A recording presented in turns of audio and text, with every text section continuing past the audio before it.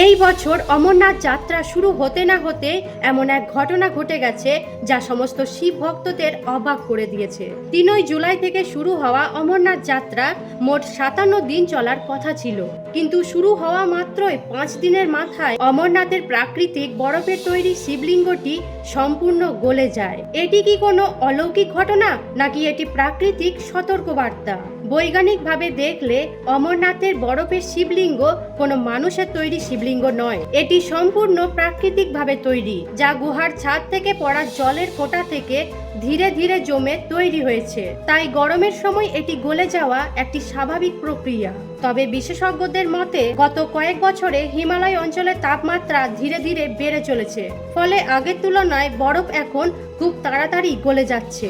তাই প্রকৃতিকে রক্ষা করুন, কারণ প্রকৃতি আর ঈশ্বর দুজনকেই আলাদাভাবে দেখা যায় না। কমেন্টে অবশ্যই লিখুন হর হর মহাদেব।